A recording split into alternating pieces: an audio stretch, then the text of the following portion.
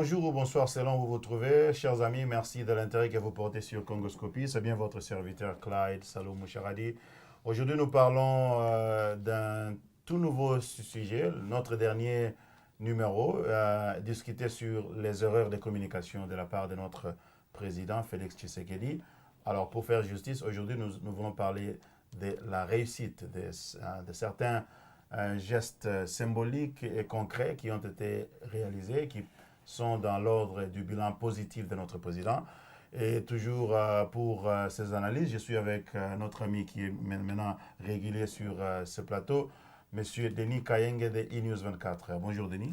Bonjour Claire. Comment ça va? Ouais, je vais bien et toi? Ça va très bien, merci d'être là. Alors, comme je disais, la dernière fois on a parlé des erreurs de Tshisekedi. On a eu quand même pas mal de réactions de internautes qui ont apprécié notre vidéo.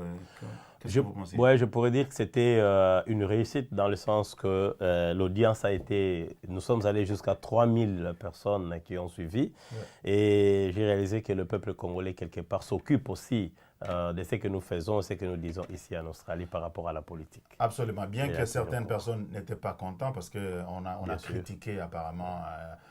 Félix Tshisekedi, nous assumons, nous critiquons et nous allons aussi féliciter. Lorsqu'il y a de bonnes choses, on va féliciter le président, on va l'encourager. Lorsqu'il y a des choses qui ne marchent pas, on va critiquer dans le sens positif, mais sinon on n'est pas dans les pro-Fayulu, pro-Félix ou anti-Tshisekedi, anti-Fayulu. Nous, on fait des analyses, on assume ce qu'on dit. Alors aujourd'hui, nous allons parler, comme je l'ai dit, des réussites, quelques points de réussite. Parce qu'on est au 30e jour depuis qu'il a été inauguré, c'est ça, non? Oui, depuis le 24 janvier jusqu'à aujourd'hui, c'est pratiquement 32 jours. 32 jours, voilà. Alors, nous avons 4 points que nous allons discuter en ce qui concerne les réussites de notre président. On va commencer sur le plan politique. Denis, il semble qu'il y a un peu plus de liberté dans l'espace politique. On a vu, on continue de voir des manifestations de Fayulu qui sont encadrés, sans embâche et tout. Donc, c'est un signe très fort. C'est un signal très fort et surtout ce qui a surpris est que c'est retransmis par la chaîne nationale et tout le monde suivait les manifestations de Fayulu, peu importe ce qui se disait là-bas. Moi, je pense que l'état des droits promis commence par là. Parce que moi, je dis toujours, la frontière de notre pays, c'est aussi nos radios, télévisions nationales. C'est notre frontière et l'image du pays. Et voilà, ça, c'était aussi une nouveauté de cette ouverture politique. Et donc, vous venez de mentionner cette ouverture au niveau des médias, qui est aussi une autre réussite, parce que la RTNC a toujours été pro-régime. Voilà. Elle a été pro-kabiliste pendant des années, des décennies même. Et donc, il y a ces changements qui arrivent. Et j'ai des amis qui sont journalistes au Congo et qui confirment qu'il y a effectivement un changement au niveau des médias. Ouais, imaginez-vous un président, sans avoir donné un mot d'ordre, les journalistes comme Luchima est mal à l'aise dans son émission. Il doit citer Félix, il doit faire quoi? Je crois qu'à un moment, on en faisait trop. Je ne pense pas que ce sont les régimes, mais je pense que c'est les gens, c'est les hommes qui font des choses. Mais quand vous avez un chef de l'État, quand vous avez un leader simple et qui a dit « moi c'est l'état de droit », vous changez automatiquement. L'état de droit, on ne viendra pas vous pousser. L'état de droit, c'est d'abord le leader que vous avez. Je pense que Félix incarne cet état de droit. Voilà, donc c'est très bien qu'il y a un changement au niveau des médias. Un autre point de réussite, c'est au niveau de la diplomatie. On a vu le président à l'OIA et il a réussi quand même à donner une autre image du Congo. Oui, bon voilà, quand il est parti, c'est parce que tout le monde s'est posé des questions. Est-ce qu'il sera bien reçu? Vous vous rappellerez qu'il y a eu une mission conduite par Kagame et 4 autres chefs d'État qui ont dit à la Cour constitutionnelle de ne pas publier les résultats. Alors il s'est fait qu'on a senti quelque part qu'il y a conflit entre les institutions qu'on devait respecter de la République démocratique du Congo et les instances en fait on appelle ça Union africaine aujourd'hui.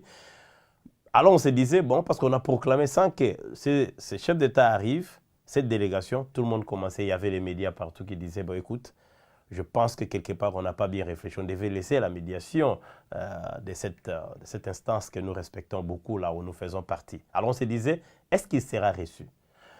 Surprenant, une surprise, il arrive, il n'a pas seulement été bien reçu, mais il a aussi la confiance de ses pairs. Et ça, c'est une très bonne chose. Un autre point de réussite, c'est la réouverture de la maison Schengen à Kinshasa. Oui, ça c'était quelque chose, je me rappellerai à l'époque de M. Lambert Mende. On commence déjà à oublier leur nom. Et il s'est fait qu'ils ont dit niet, que les ambassades s'occupent. Et puis c'est quelque chose, je me rappelle, il a même dit que c'est seulement en République démocratique du Congo que cela se fait. Pourquoi vous allez prendre les Congolais comme... il a cité tout ce qu'il voulait et on pensait que cette maison Schengen n'existera plus. On a même dit que c'est un business privé et tout ça. Mais il y a toujours les Congolais, quelqu'un qui disait que cette maison nous aide à avoir nos visas facilement. Et voilà, aujourd'hui... Elle est réouverte. Et donc c'est une réussite très claire. Mais je voudrais aussi signaler en ce qui concerne l'état des droits. Je pense que Félix Tshisekedi incarne cet état des droits. En entrant au pouvoir, il a surpris quand même un bon nombre de personnes. J'ai eu à entendre son allocution, je pourrais dire... une petite réunion, je pourrais dire, de famille, d'une façon restreinte. Il a dit à sa famille, attention, je suis président de la République, je ne suis pas, les Congolais plutôt, ne sont pas vos esclaves. Et il a parlé ça en langue locale qui était le Lingala. Et puis en français, il a dit, les Congolais ne sont pas vos esclaves. Tu peux être ma tante, tu peux être mon frère, tu peux être tout ce que vous voulez lié à moi. Sachez que si vous commettez une faute, vous serez arrêté. Ça ne s'est jamais fait. On n'a jamais indexé sa famille comme ça en public. Et je pense que c'est généralement en Afrique. On ne dit pas, il est quand même quelque part, si je peux vérifier. Au Congo, c'est sûr, il est le premier à le faire. Mais en Afrique, je pense aussi. Il a indexé sa famille, il a dit, les Congolais ne sont pas vos esclaves. Ça, c'est une bonne chose. Ça rentre dans le cadre d'une sorte de réforme de culture politique qui est très importante parce qu'au Congo, comme tu venais de le dire, ça ne s'est pas encore réalisé. Au niveau de la diaspora, il y a eu un allègement des conditions d'obtention de visa pour la diaspora. C'était surprenant. Nous sommes dans un pays où la nationalité est d'une façon exclusive et que la nationalité congolaise n'accepte pas une autre nationalité. Maintenant, les citoyens congolais qui vivent à l'étranger se disent que bon, je veux rentrer à la famille là-bas. C'est comme si on avait coupé les ponts, il n'y avait plus de lien. Maintenant, lui, il a regardé, il a dit, qu'est-ce qu'il faut faire? Toujours, nous devons faire des études comparatives. Il a vérifié dans d'autres pays dans le monde. Il a dit, mais écoute, les Congolais peuvent avoir un visa spécial. Pourquoi les tracasseries au niveau de l'ambassade? Les ambassades resteront tout simplement pour les vrais étrangers. Congolais, quand il rentre chez lui, il est chez lui. Il rentre, il aura les visas sur place. Et le montant était connu, ça tourne autour de 93 $ américains. Je pense que ça, c'était très fort pour la diaspora. Personne ne peut nier. Alors, nous avons tous été très contents de cette nouvelle parce que ça nous facilite la tâche. On n'a pas ce truc de visa volant. Ça a vraiment posé beaucoup de problèmes pour la diaspora. Et donc, c'est une très bonne chose que cela est maintenant réglé. Avant de continuer, nous voudrions en tout cas aujourd'hui parler à notre correspondant qui est à Kinshasa, notre ami Eric Mwamba, qui est éditeur du journal Grand Journal, qui fait partie de cette équipe et qui travaille avec nous. Donc, on va lui demander ce qu'il pense de certaines réussites qui sont observées au niveau de l'administration de Félix. Alors, Eric Mwamba, merci de nous rejoindre à partir de Kinshasa. Nous sommes en train de faire un bilan de 30 jours du nouveau président Félix Tshisekedi et nous voulons énumérer les points positifs, quelques réalisations positives de cette nouvelle administration. Qu'est-ce que vous pouvez nous dire, vous qui êtes à Kinshasa et avec tout ce qui se passe là, quels sont les points les plus remarquables de la réussite de Tshisekedi? Son mandat est sous un programme qui s'appelle Le peuple d'abord. C'est-à-dire qu'il met l'intérêt de la population congolaise sur le plan social d'abord, mais vous savez que son pouvoir a commencé sur base de quelques contestations. Il avait besoin de consolider et à ce titre-là, il a fait un grand bond au niveau de l'Afrique d'abord. La plupart des chefs d'État de la sous-région et des organisations sous-régionales dont la RDC est membre ont reconnu son pouvoir et au niveau du continent. Il a été désigné vice-président de l'Union africaine chargé de l'Afrique centrale. Donc, c'est-à-dire que toutes les questions qui relèvent de l'Afrique centrale lui sont adressées en primeur, y compris même au niveau de la RDC, c'est contestataire. Sur le plan diplomatique, c'est une grande réussite au niveau international aussi, où les États-Unis venaient de prendre des sanctions récemment contre certains membres du régime précédent. Mais dans leur communiqué, le gouvernement américain a bien précisé que ces sanctions ne concernent pas les nouvelles autorités de la RDC et le gouvernement de la RDC et le peuple congolais. Donc, sur le plan diplomatique, c'est une grande réussite au niveau sous-régional, au niveau continental.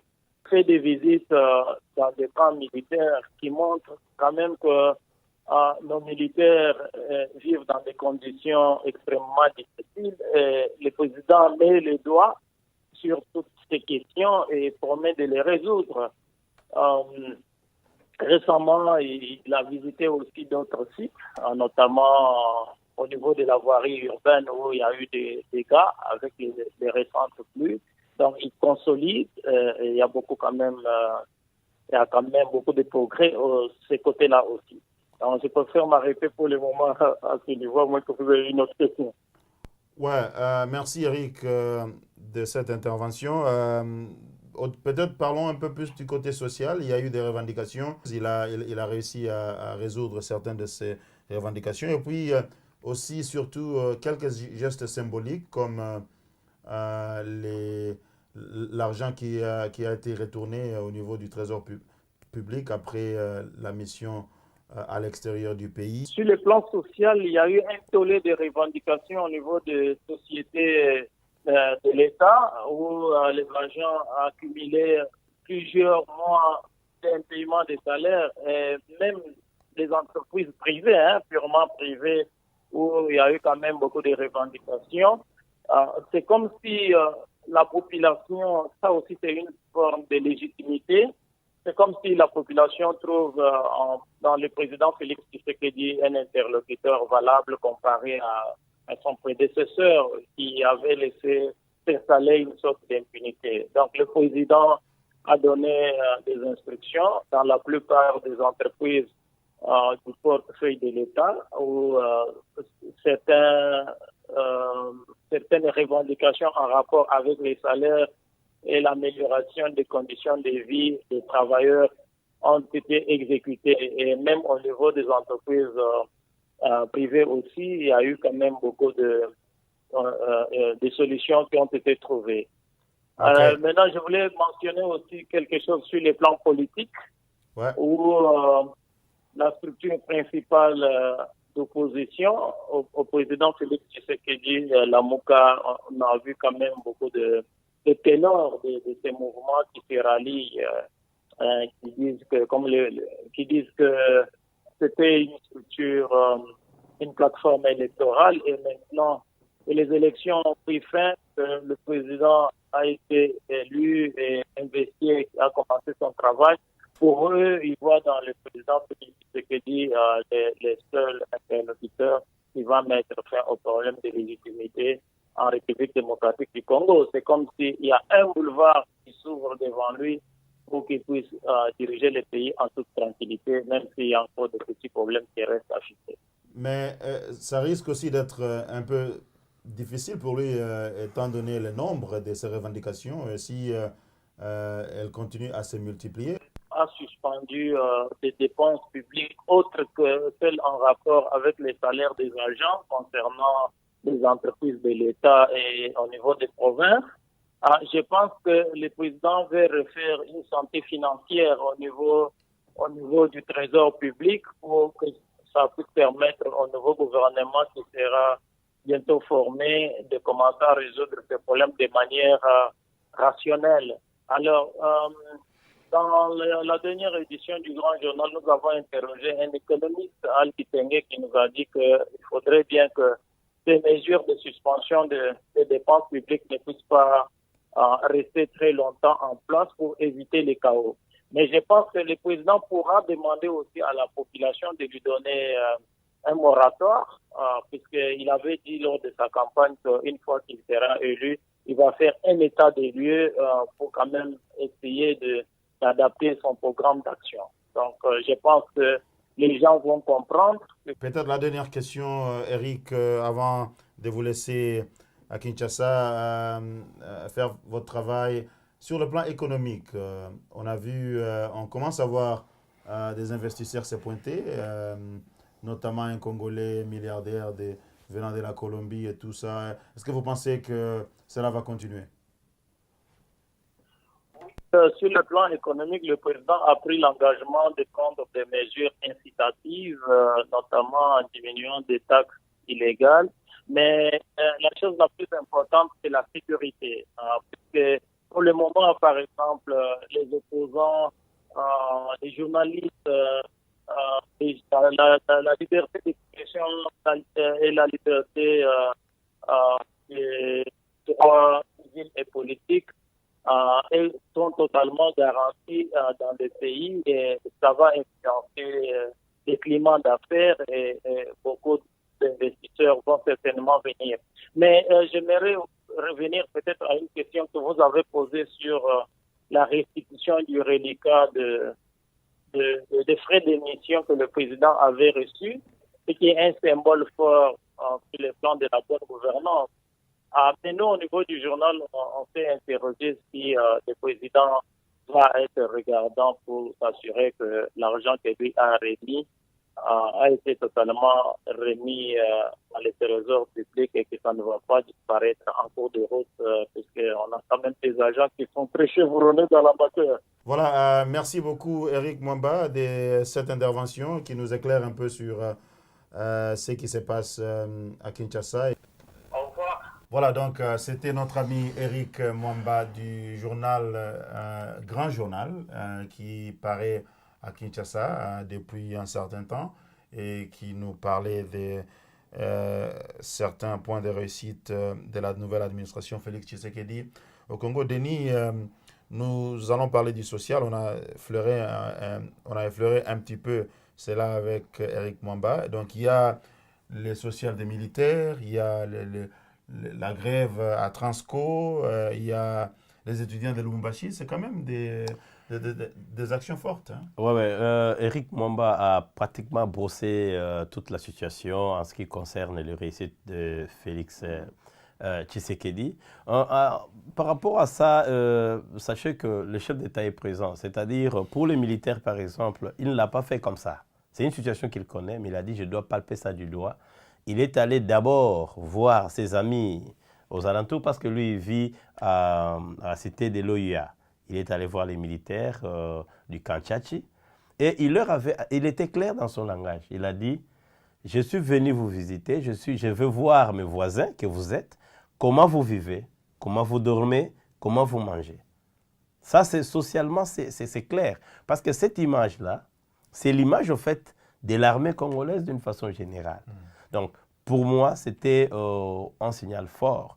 Et puis, il y a eu aussi une autre situation inédite, c'est-à-dire un PDG ou un CEO, comme on appelle chez les Anglais, qui, quelque part, les grévistes de Transco, ils ont dit, s'il lui part, nous travaillons. À l'époque, ça ne se faisait pas comme ça, c'est vous qui partez. Il a dit, le bon chef, ce n'est pas celui que vous dirigez, exige votre départ. Si au contraire, c'est vous qui devrez peut-être montrer la lumière.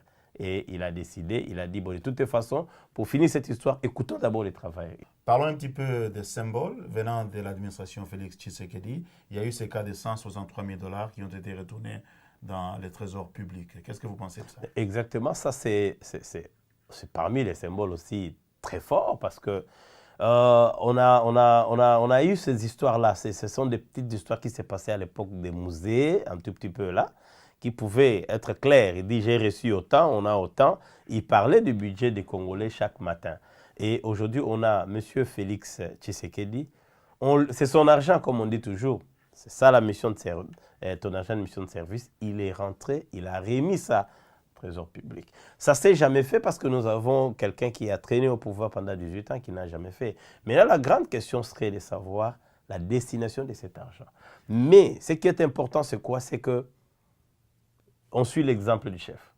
Absolument. Je suis sûr que maintenant, le contour se fera. On te donne l'argent, tu dois expliquer, comme dans toute démocratie, là où il y a l'état des droits, vous devez expliquer qu'est-ce que vous avez fait, vos dépenses et quelle était la suite de ce que vous êtes resté avec. Et voilà, si vous n'avez pas tout utilisé, vous retournez l'argent. Et ça, c'est très, très bien. On a vu sur Internet beaucoup de gens commenter. Alors, dites-nous combien il a pris, au lieu simplement de nous dire combien il a retourné. Mais ce n'est pas normal d'attendre que la présidence puisse divulguer le montant des frais d'émission du président de la République quand même. Mais moi, je pense que les Congolais doivent entrer dans l'histoire, en fait. Les Congolais doivent entrer dans la civilisation. À un moment, on est choqué parce que je suis Congolais moi-même, de constater que des choses très importantes, des choses qui ne se font jamais, on pose des questions dessus. Écoute, ça, 63 000 $, c'est beaucoup d'argent, vous savez. On a remis, et s'il n'avait pas remis, personne n'aurait écrit quoi que ce soit sur Internet. Moi, je pense que nous devons apprendre la culture démocratique. Nous devons apprendre à notre peuple comment réfléchir sur la chose politique, parce que la chose publique, merci. Parce que la politique aussi, c'est l'organisation de la cité. Quand on organise la cité, on doit être transparent. C'est de la transparence qui fait en sorte qu'on puisse savoir où nous allons. Maintenant, quelqu'un qui remet l'argent, la première question que vous vous posez, qu'est-ce qu'il en a fait et pourquoi il n'a pas remis autant, combien il a eu. Moi, je pense que ce qui est important pour moi, c'est une première, il a remis l'argent. Absolument, là je suis tout à fait d'accord avec vous. Alors avant de terminer, nous parlons de l'économie. C'est vrai qu'il n'a même pas encore un gouvernement, donc il est très difficile d'avoir un quelconque... Mais entre-temps, Claude, pour ne pas vous interrompre, on n'a pas oublié cette dame-là. C'est aussi un signal très fort. Absolument. En chef d'État, je l'avais dit à l'une des émissions ici, et il sortait de l'église et il partait en fait. Il y a une dame qui l'a interpellé, c'est comme dans la Bible, en fait. Ah, Jésus de Nazareth. Il a dit tout simplement... Félix de Nazareth. Yeah, Félix de Nazareth. Alors, le président s'est arrêté. Il a arrêté le cortège. D'habitude, on l'éloigne tous les badauds parce que là, il est considéré, c'est déjà un danger pour les chefs de l'État. Ouais. Et voilà, dans son style, parce que j'ai remarqué, dans son style, il ne craint pas la population. Il est toujours à côté de la population. Et la dame est venue, elle a expliqué en pleurant. Et il a répondu, on ne peut pas faire ça. Il faut remettre cette dame dans ses droits. Il a même précisé, ça ne signifie pas qu'elle a raison, mais d'abord, il y a vice de forme. Remettez la dame dans ses droits. Qui rentre d'abord chez lui à la maison. Je ne veux pas entendre que cette dame dorme dehors avec les enfants. Vous vous rappelez de l'épopée Sakombi? C'était très malheureux de voir la famille Sakombi dehors. Tout était dehors juste parce que quelqu'un a semblé acheter une maison.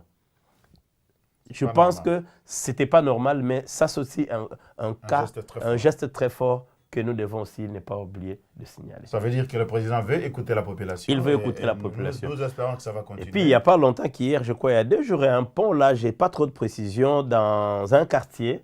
Ah ouais. Il a été aussi interpellé. Il a dit, je viens moi-même voir. Je crois que c'est sur la nationale numéro 1. Voilà. Il y a eu une sorte d'érosion qui a coupé. Voilà. Et donc, il est allé. Et il a alloué, je crois, 750 000 $ pour faire les travaux. Mais il est allé voir la population aussi parce que c'est un tronçon qui est très, très important. Au niveau des mines. Et ça, c'est très, très important pour... C'est au fait un père de la nation qui se présente, relax. C'est au fait une autorité dans le sens occidental, en fait. Il vient, relax, regarder la population sinistrée qui n'a plus de route pour traverser et il leur donne la solution. Il a même précisé, ça fera 3 ou 6 mois, vous aurez votre route. Et ça, c'est aussi l'effet social de M. Félix Tshisekedi. Bon, j'espère que nous ne faisons pas les Jalelo de Félix, mais de toute façon, il faut reconnaître les bonnes choses. Donc, on disait que dans notre dernière vidéo, on parlait des erreurs. Là, on parle des choses positives. Donc, c'est important de les mentionner. Alors, pour finir, parlons de l'économie. Je disais, on voit déjà quelques investisseurs se bousculer un petit peu à la porte Je ne sais pas si on peut dire comme ça, mais bon, il y a quand même des signaux. Oui, il reçoit la plupart des cas dans son bureau et on a même signalé que tout celui qui voudrait investir au Congo peut passer voir le chef de l'État. Les investisseurs viendront. Le Congo, la République démocratique du Congo, c'est un grand pays qui a beaucoup à donner au monde. La grande chose qui a toujours fait que les investisseurs ne puissent pas venir en masse, c'est la question de la stabilité et politique et de la sécurité. La sécurité. Et donc, si Félix réussit à stabiliser les choses politiquement et à donner de la sécurité partout sur le territoire de la République, donc il n'y aura pas de raison que les investisseurs ne puissent pas se pointer, surtout qu'aujourd'hui, le Congo est au centre des enjeux internationaux. On parle notamment de minerais stratégiques comme le cobalt et tout. Et donc, c'est sûr que les investisseurs vont venir. Bien sûr, et s'il faut aussi mentionner sur l'aspect sécuritaire, il a commencé par dire aux militaires, d'abord à l'interne, les policiers, le salaire que vous avez, je suis très sûr que ça ne vous suffit pas. Et si nous vous soignons très bien, nous aurons une population sécurisée. Il a aussi des pourparlers avec SADC, les organisations régionales plutôt. Il veut plutôt être sûr qu'il est vraiment le président qui a la tête sur ses épaules. C'est-à-dire qu'il a la République démocratique du Congo entre ses mains. On dit même qu'il est allé voir les responsables de la SADC, le président namibien, parce qu'il veut une assistance militaire avec les troupes sur le terrain, à l'est du pays, pour sécuriser cette partie de la République qui a toujours été affectée par des conflits armés. C'est une bonne chose. Oui, lui-même, il a mentionné, lui qui n'est pas militaire, il a dit aux militaires, nous allons vous donner des armes, on va vous équiper pour nous sécuriser. Et entre autres, quand il part voir le président de la SADC, c'est juste pour ça aussi. Nous avons des hommes, mais on a besoin d'équipement. Et évidemment, nous avons besoin de cet encadrement. Il y a longtemps, l'armée a toujours été une sorte politisée un petit peu. Maintenant, il veut faire une armée nationale, une armée républicaine. Eh bien voilà, je crois qu'on a pris assez de temps pour parler des réalisations positives de l'administration Félix Tshisekedi.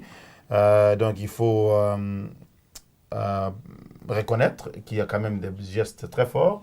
Et s'il faut parfois critiquer quand les choses ne marchent pas, il faut savoir aussi encourager lorsqu'il y a des signes de réussite qui sont évidents. Peut-être un tout dernier mot avant de partir. On attend toujours le gouvernement. Ça fait plus de 30 jours et il n'y a pas de signe qu'on aura un gouvernement dans les semaines qui suivent. Hein. Ça, je pense que ça sera vraiment une émission très prochainement parce que il y a des choses, il y a des abcès à crever. Il n'y a pas longtemps, monsieur Joseph Kabila on a montré un chef autour de cette organisation qui est devenue, on appelle maintenant, entité démocratique, qui s'appelle FCC. Et on sent déjà qu'il y a la fumée quelque part. Absolument. Kabila est en train de préparer quelque chose. Mais bon, ça sera un sujet pour la prochaine émission de Congoscopie. Pour le moment, nous vous remercions de l'intérêt que vous portez sur cette émission, du temps que vous avez pris à regarder toute cette vidéo. Nous vous encourageons de la partager, de commenter. Et, même si vous n'êtes pas d'accord avec nous, c'est OK. Dites-nous ce que vous pensez et faites des suggestions qui peuvent nous aider à améliorer cette émission. Nous sommes tous dans un processus où nous voulons améliorer ce que nous faisons. Alors nous vous disons merci en tout cas et à la prochaine. Merci Denis pour être venu sur Congoscopie. Merci de m'avoir toujours invité sur ces beaux plateaux. Merci. Alors, ciao, ciao.